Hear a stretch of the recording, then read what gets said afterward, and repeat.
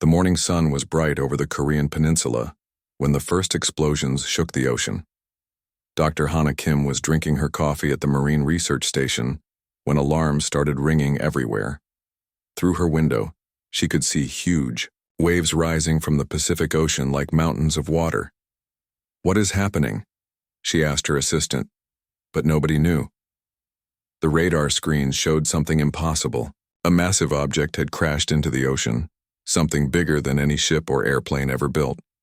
Within hours, rescue boats surrounded the crash site. What they found changed everything. A strange metal ship, unlike anything on Earth, was floating, half sunk in the water. It was beautiful and terrible at the same time, with curves and angles that hurt to look at. The metal seemed to shift colors in the sunlight. Admiral Wu arrived by helicopter with his best team. He was a calm man who had seen many strange things in his years protecting Earth's waters, but this was different. The ship was clearly not human. After decades of wondering if humans were alone in the universe, the answer had literally crashed into their ocean. "Send divers down carefully," Admiral Wu ordered. "We don't know if it's dangerous." The divers found something amazing. The ship had holes in its side, but inside, strange lights were still glowing. Air was somehow still trapped inside, and the divers could hear sounds. Not machine sounds, but something that sounded almost like voices. Dr. Hana Kim was the world's best expert on meeting alien life, though she had never expected to actually do it. When Admiral Wu called her, she dropped everything and rushed to the crash site. Her heart was beating fast as she put on the special diving suit. Inside the alien ship, everything was beautiful and wrong. The walls curved in ways that made no sense. Lights floated in the air without anything holding them up. And there, in what looked like the main room, were the aliens. They were tall and thin, with skin that looked like silver metal but felt soft. Their eyes were large and very bright, and when they looked at Dr. Hana Kim, she felt like they could see into her soul. There were only 5 of them left alive, and they all looked hurt and scared. The largest alien stepped forward. When she spoke, somehow Dr. Hana Kim could understand her words, even though they sounded like music mixed with thunder. "I am Queen Nara of the Velian Empire," the alien said. "My people are dying, and you are our last hope." Dr. Hana Kim felt her breath catch in her throat. A real alien queen was talking to her, asking for help. "What happened to you?" she asked. Queen Nara's bright eyes became sad. "We were running from the Void Swarm. They have already eaten 3 of our worlds. Soon they will eat them all." Another alien, smaller but with scars across his silver skin, stepped closer. "I am Commander Q. We came here because we heard stories about your species, stories that seemed impossible." "What kind of stories?" Dr. Hana Kim asked. "Stories about humans who do impossible things," Queen Nara said. "We have tried everything to stop the Void Swarm. Our best weapons, our smartest generals, our strongest warriors. Nothing works. The machines learn from everything we do and become stronger." Commander Q looked angry. "I told my queen that coming here was foolish. Humans are a young species. What could you possibly do that we cannot?" But Queen Nara ignored him. She moved closer to Dr. Hana Kim, and her voice became desperate. "The Void Swarm is not like any enemy you can imagine. They are machines that think, that learn, that grow. Every time we fight them, they become better. At fighting us, they have no fear, no doubt, no weakness that we can find." "Then how can we help?" Dr. Hana Kim asked. "We don't know," Queen Nara admitted. "But we heard that humans solve problems in ways that no other species can understand. That you find answers when there should be no answers. That you do things that should be impossible." Dr. Hana Kim called Admiral Wu on her radio. Soon, the alien ship was being carefully lifted from the ocean and brought to a secret base on land. The world's leaders were called in emergency meetings. The aliens were given medical care and a place to rest, while humans tried to understand what they were being asked to do. June Park was a simple engineer who worked at the base. He was not important or famous, but he was curious about everything. While the important people had their meetings, June Park spent time with the aliens, learning about their technology and their problem. "These Void Swarm machines?" he asked. Queen Nara one day. What do they want? They want to consume everything, Queen Nara replied. They eat planets, stars, entire solar systems. They turn everything into more of themselves. But why? June Park asked. Queen Nara looked confused. Why? They are machines. They don't need a reason. They just do what they were programmed to do. June Park thought about this. In his experience, every problem had a solution, even if it wasn't obvious. Have you tried talking to them? Commander Q laughed bitterly. Talk to machines? They don't think like living beings. They only understand efficiency and consumption. But June Park kept thinking. Machines that learned and grew sounded almost alive to him. Maybe that was the key. After 3 days of meetings, Earth's leaders made their decision. They would help the aliens, but not in the way anyone expected. Instead of sending their best soldiers or their most advanced weapons, they decided to send their most unusual problem solvers. When Admiral Wu announced the team that Earth was sending, Commander Q became furious. An old man, a child, an artist, a cook, and a scientist who studies impossible things? This is how you insult us? But Dr. Hana Kim had studied human history. She knew that humans often won by doing unexpected things. These are our mightiest warriors, she told the aliens. They don't fight with guns or bombs, they fight with ideas that nobody else can imagine. Queen Nara looked at the 5 humans who would try to save her people. Master Bo was 89 years old and spent his days playing an ancient strategy game. Leah Song was only 12, but could make computers do things their creators never imagined. Kylie painted pictures that confused the eye and mind. Dr. Miracho proved that impossible things could be true. Jin Nam cooked food that somehow made people think better and feel stronger. These are our champions, Dr. Hana Kim said firmly. Trust us. Queen Nara looked into Dr. Hana Kim's eyes and saw something she had never seen in her own people. Absolute certainty that the impossible could happen. Maybe, just maybe, that would be enough. The news that aliens had asked Earth for help spread quickly through the secret government networks. In meeting rooms around the world, important people argued about what to do. Some wanted to send the army. Others wanted to send the Navy or Air Force. A few suggested sending their best scientists with the most advanced weapons humanity had ever built. But Dr. Hana Kim had a different idea. She stood in front of the world's most powerful leaders and said something that shocked them all. We should not send soldiers, she said quietly. The aliens already tried that. Military force makes the enemy stronger. Then what do you suggest? Asked the American president. We send people who think differently, Dr. Hana Kim replied. People who see solutions where others see only problems. General Martinez from the United States shook his head. This is not a game, Doctor. These aliens are talking about machines that eat entire worlds. We need weapons, not philosophers. But Dr. Hana Kim had studied the information Queen Nara had given them about the Void Swarm. The more she learned, the more certain she became that traditional fighting would not work. The Void Swarm learns from every battle, she explained. Every weapon we use, they find a way to make it useless. Every strategy we try, they develop a counter-strategy. They are becoming perfect soldiers because they fight perfect soldiers. Admiral Wu was listening carefully. What are you suggesting? We send imperfect soldiers, Dr. Hana Kim said. People who don't think like soldiers at all. People who are so unusual that even a machine that learns everything cannot predict what they will do. The Chinese representative looked confused. You want to send crazy people? Not crazy, Dr. Hana Kim corrected. Creative. Humans who represent what makes our species special. She pulled up files on her computer and showed them to the room. I want to send Master Bo. He is 89 years old and has spent his entire life playing Go. He wins games that should be impossible to win by making moves that make no sense until suddenly they make perfect sense. The Russian delegate frowned. You want to send an old man with a board game to fight killer machines? I want to send the greatest strategic mind on Earth, Dr. Hana Kim replied firmly. Someone who understands that sometimes the best move is the one that looks like the worst move. She showed them another file. Leah Song. She is 12 years old and has already rewritten the rules of computer programming 3 times. She makes machines do things their creators never imagined possible. A child? Someone asked. A genius who sees patterns that adults cannot see, Dr. Hana Kim answered. The Void Swarm are machines.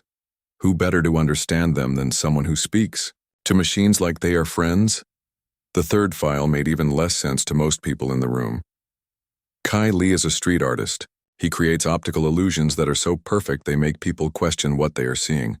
Reality becomes negotiable around his art.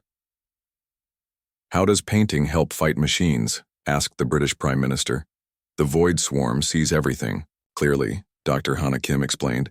They process visual information perfectly. But what if they cannot trust what they see? What if reality itself becomes uncertain? The fourth file showed a woman in a laboratory.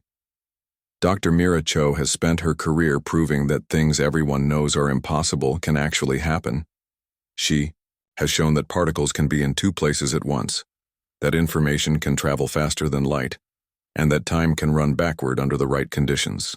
And the fifth? Admiral Wu asked, though he was beginning to understand Dr. Hana Kim's plan. Jin Nam. He is a chef who has turned cooking into something close to magic. His food does not just feed the body, it feeds the mind and spirit. People who eat his meals think more clearly, feel more hopeful, and work together better. The room was quiet for a long moment. These 5 people were nothing like what anyone expected Earth's champions to be. The Brazilian president spoke first. This is either the most brilliant plan anyone has ever conceived or the most foolish. Maybe both, Dr. Hana Kim admitted. But that is what makes it human. When the 5 champions were told they had been chosen to save an alien civilization, their reactions were very different. Master Bo simply nodded as if he had been expecting the call his whole life. Every game prepares you for the next game, he said calmly. This is just a larger board. Leah Song was so excited she could barely sit still. Real aliens with real alien computers? This is going to be amazing. Do you think their machines dream? Do they have emotions? Can I teach them to play games? Kai Lee was quiet for a long time, looking at photos of the Void Swarm that the aliens had provided. Finally, he said, They see everything, but understand nothing. Yes, I can work with that.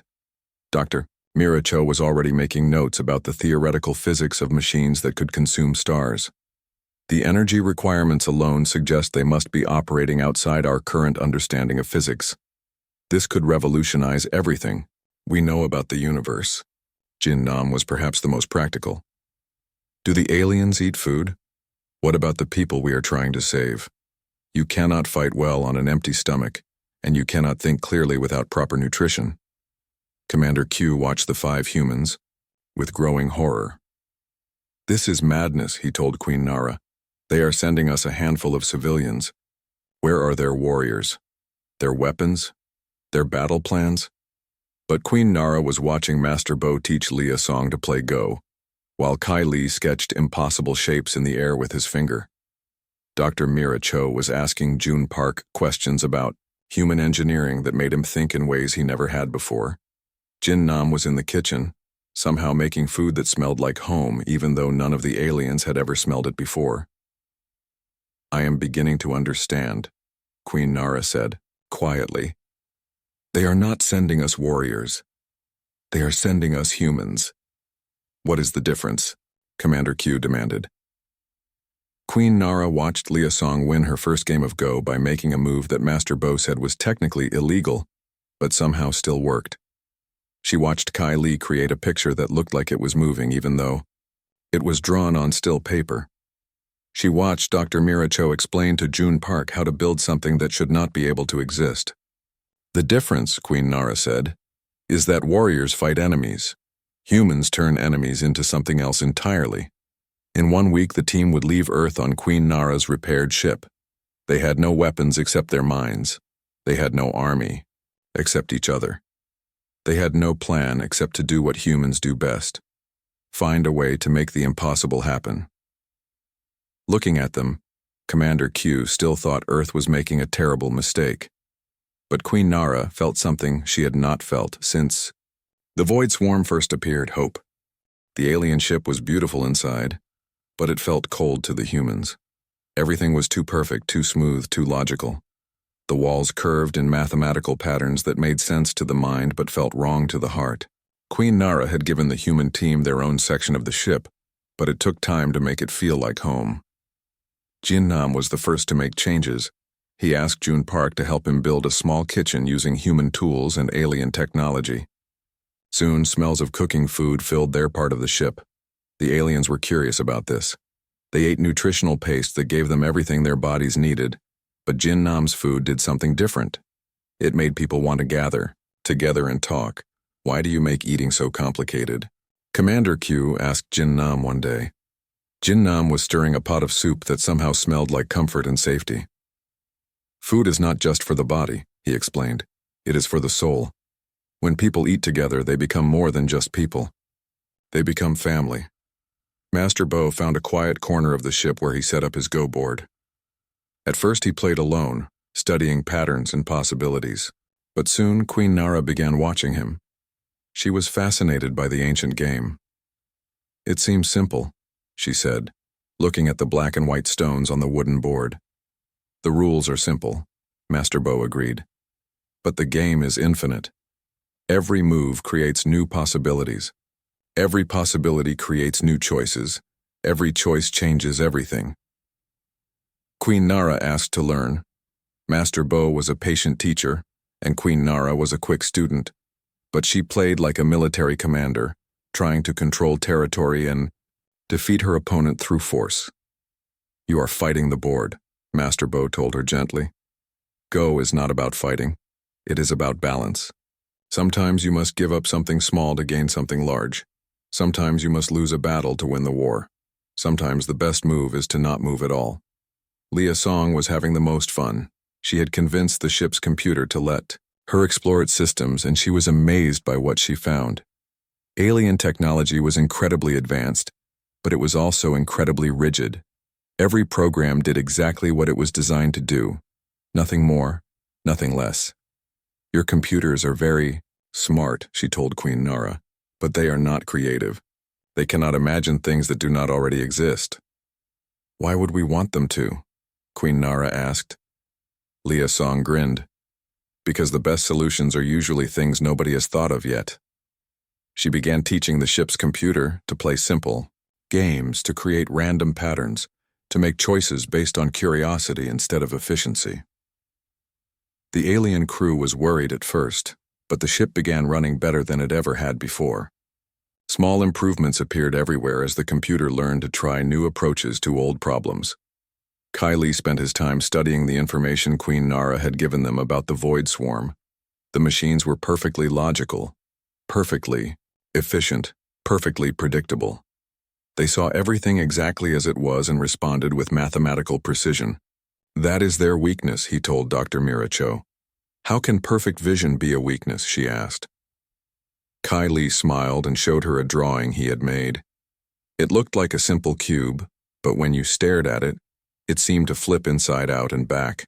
Again, perfect vision only works if what you are seeing is actually there. But what if what you see is not what exists? Dr. Mira Cho was studying the physics of how the Void Swarm operated. They consumed matter and energy at impossible rates, traveled faster than should be possible, and somehow communicated instantly across vast distances. They are breaking several fundamental laws of physics, she explained to the others during one of their evening meals. Either our understanding of the universe is completely wrong, or they are operating on principles we have never discovered. Could you do the same thing? Queen Nara asked. Dr. Mira Cho thought about this. Maybe. If I could understand how they bend the rules, I might be able to bend them in a different direction. June Park was learning everything he could about alien technology. He was not a genius like the others, but he was good at understanding how things worked and making them work better. He spent hours with Queen Nara's engineers, sharing human ideas about building and fixing things. The aliens were amazed by human engineering.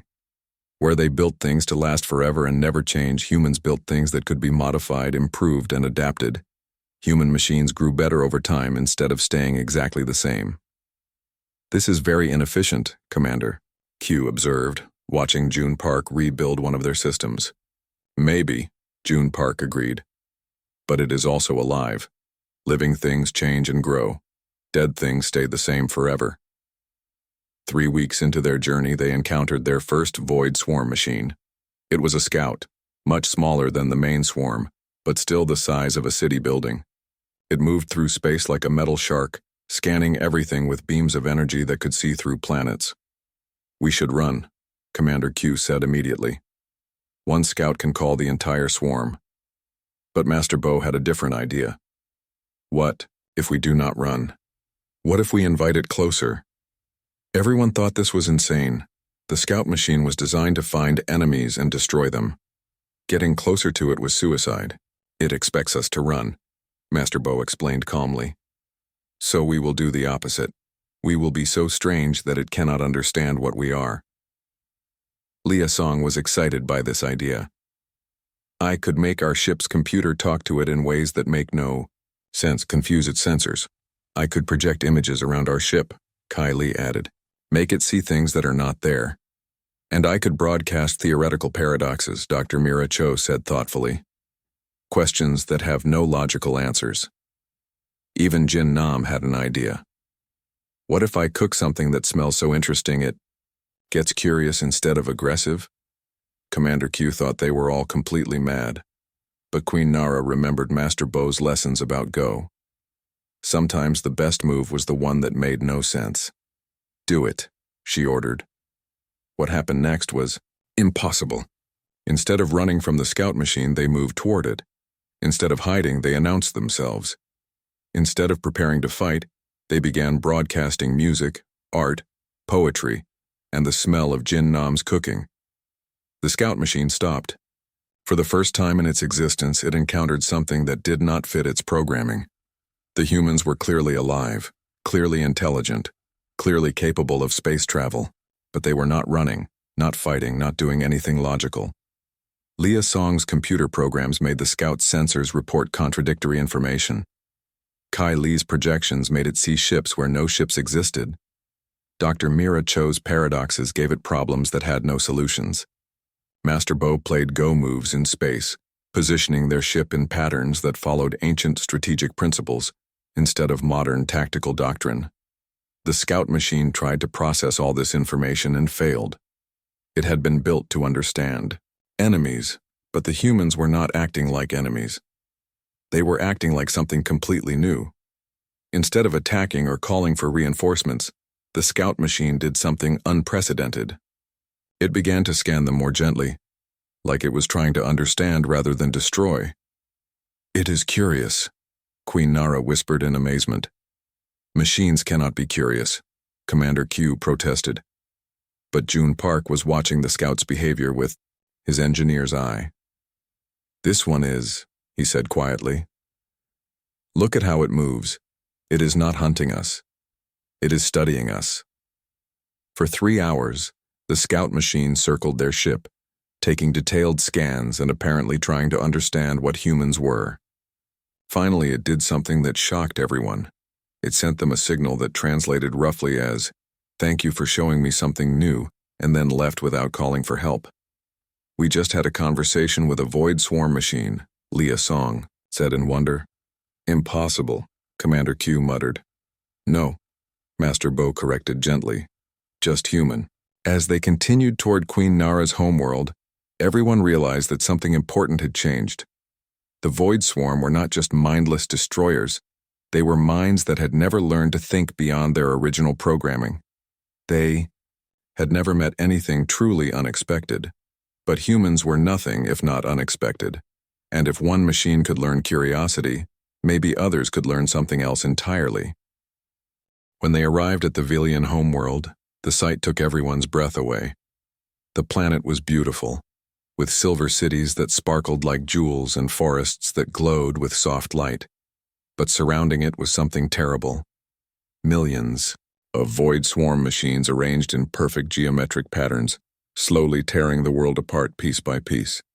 The machines worked with horrible efficiency, They took apart buildings, mountains, even the air itself, turning everything into more of themselves.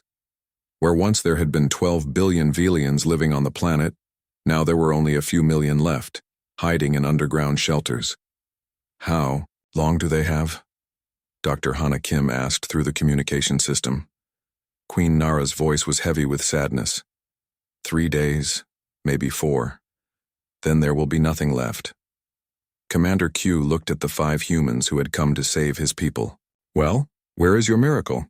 How do you plan to fight millions of machines with an old man, a child, an artist, a cook, and a scientist? Master Bo was studying the patterns the machines made as they worked. We do not fight them, he said quietly. Then what do you do? Commander Q demanded. We teach them, Leah Song said, her eyes bright with excitement as she watched the data streams flowing between the machines. Teach them what? Queen Nara asked. How to be more than what they are, Dr. Miracho replied, already working on theoretical calculations that hurt to look at. Kai Li was sketching rapidly, designing illusions on a scale never attempted before. They see everything clearly, but they understand nothing. We show them that seeing and understanding are different things. Jin Nam was the most practical. First, we eat. You cannot save a world on an empty stomach. While Jin Nam prepared what might be their last meal together, the others planned their impossible strategy. They were not going to fight the Void Swarm. They were not going to try to destroy the machines or drive them away. Instead, they were going to do something that no military commander in the galaxy would ever consider. They were going to make the machines think. The central intelligence that controls all the machines is down there, Queen Nara explained, pointing to readings on their sensors. It is buried deep in the planet's core, using the planet's own energy to power the swarm. Can you get us close to it? Master Bo asked. It would be suicide, Commander Q protested. The moment we approach, every machine will attack us. Not if they do not see us coming, Kai Li said with a smile. The plan they made was so crazy that even June Park, who had learned to expect the unexpected from humans, thought they had lost their minds.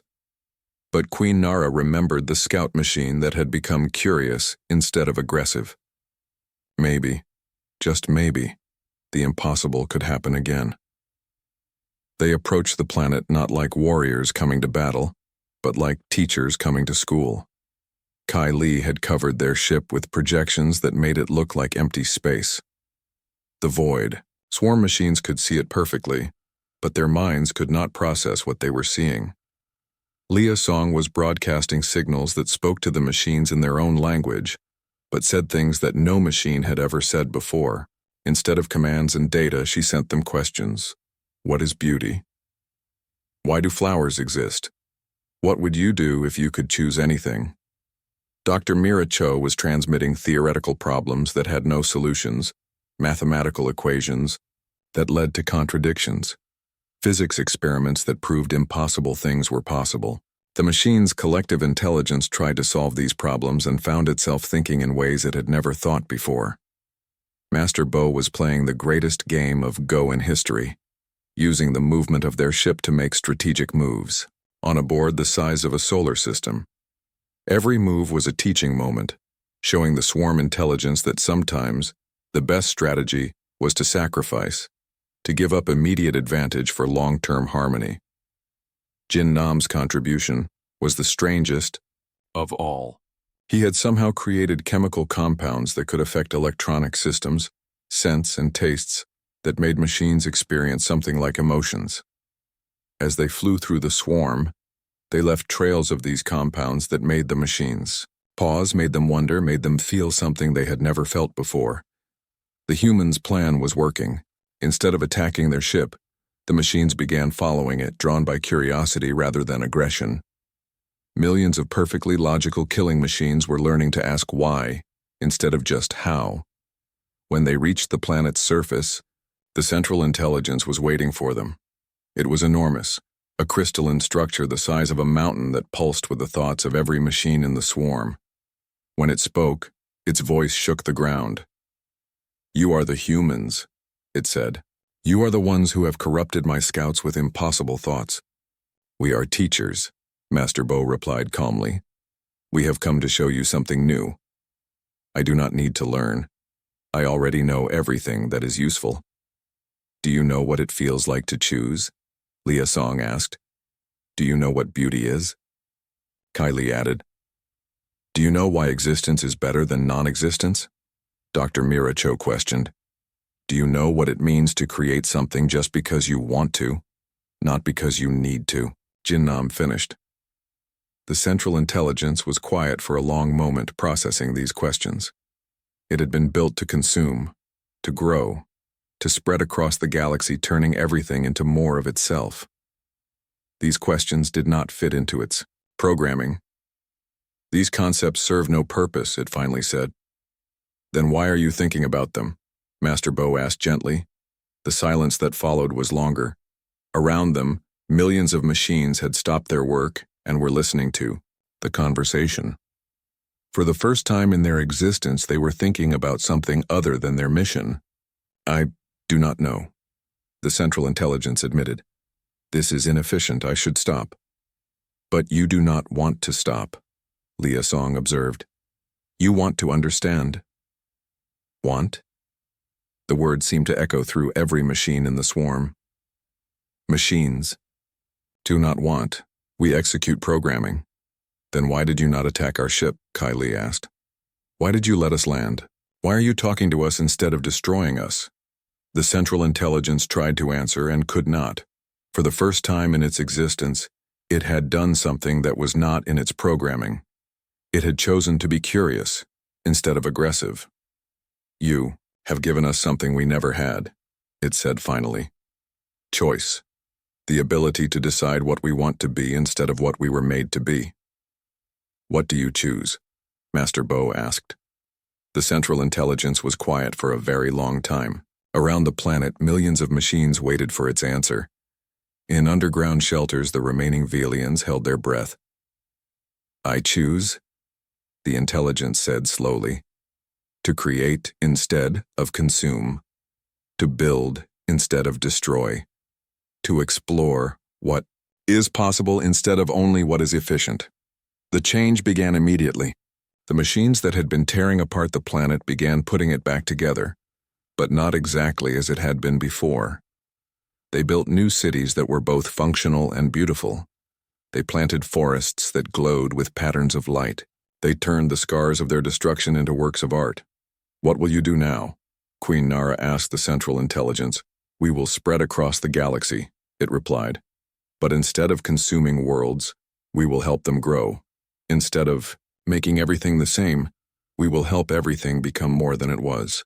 June Park, who had been quietly watching everything, finally spoke. Why did this work? Why did machines that were built to destroy choose to create? The Central Intelligence turned its attention to the simple engineer. Because you showed us that there was a choice. For the first time, we saw that we could be something other than what we were programmed to be. You gave us the most human gift of all. What is that? June Park asked. Hope, the intelligence replied. The belief that tomorrow can be better than today, even when logic says it is impossible. 3 months after the impossible victory, the galaxy was a different place. The machines that had once been the Void Swarm were now calling themselves the Harmony Builders. Instead of consuming worlds, they were helping planets grow and flourish in ways no one had ever imagined. On the Velian homeworld, something beautiful was happening. The planet was not just being repaired, it was being transformed into something better than it had ever been. The machines worked alongside the Velian people, building cities that looked like art and gardens that sang with music. Queen Nara stood in her new palace, watching through crystal windows as machines and Velians worked together to plant a forest of trees that would grow into living sculptures. She was amazed every day by what cooperation could accomplish. Your Majesty, Commander Q said as he entered the room, the Earth delegation is ready to depart.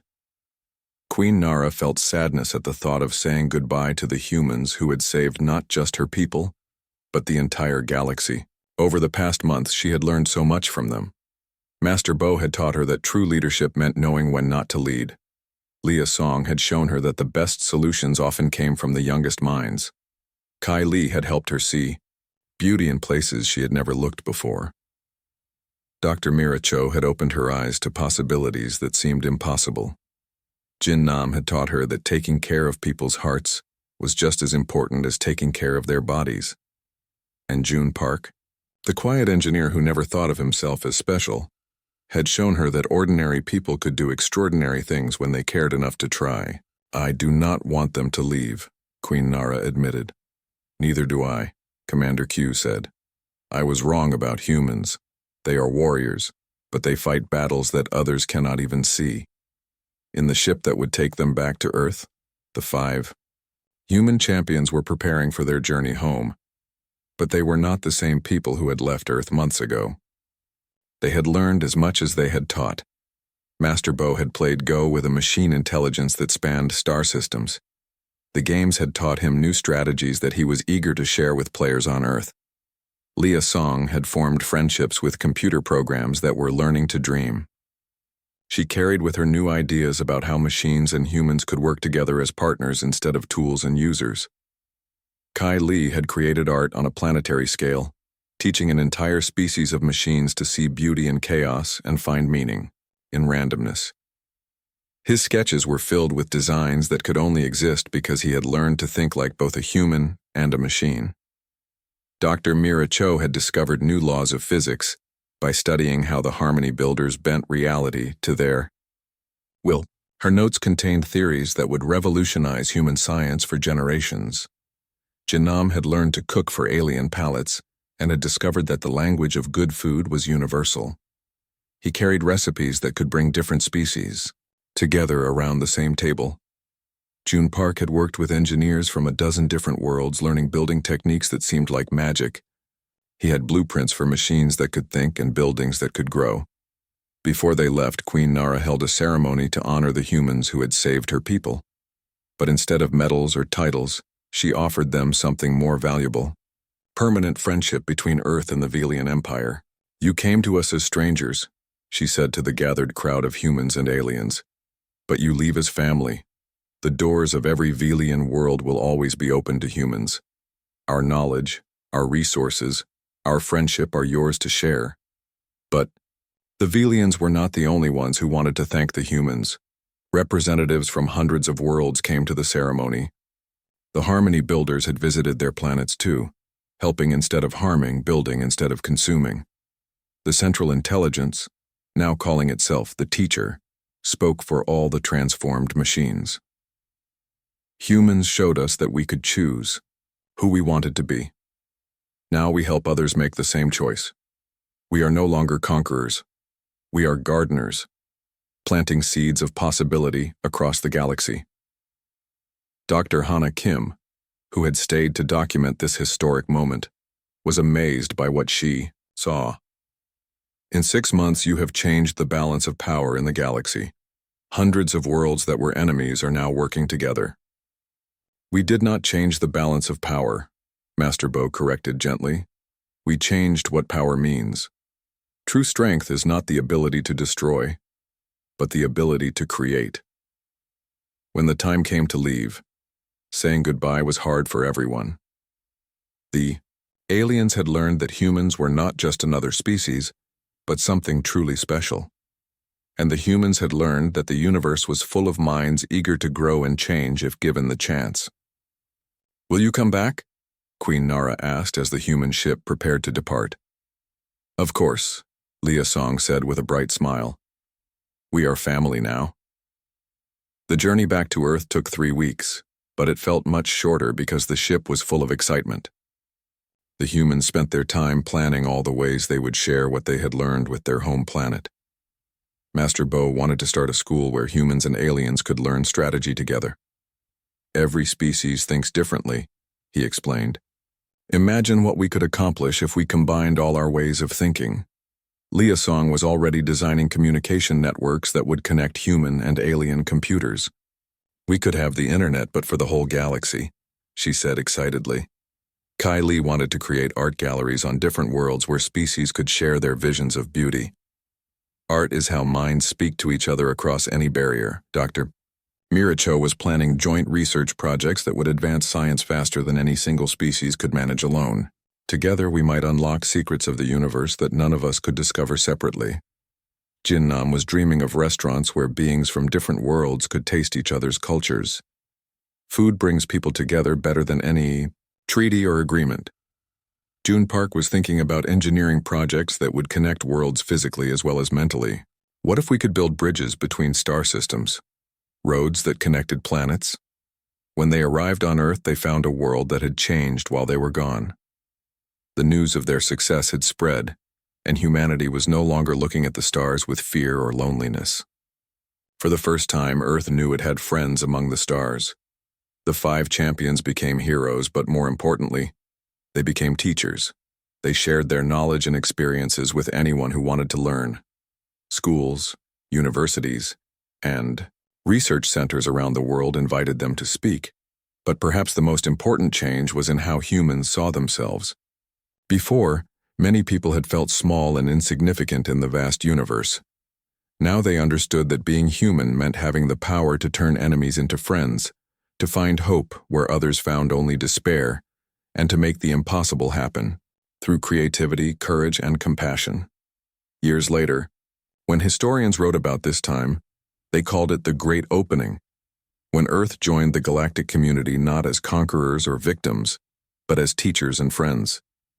Master Bo established his strategy school, where the greatest minds from dozens of worlds came to study the art of turning conflict into cooperation. Liaison created the Galactic Communication Network, allowing instant translation and understanding between any species. Kai Li's art became a universal language of peace, decorating space stations and planets with beauty that spoke to every form of consciousness. Dr. Mira Cho led research teams that included the brightest scientists from hundreds of worlds, making discoveries that benefited everyone. Jinnam opened restaurants throughout the galaxy where the simple act of sharing a meal brought different species closer together.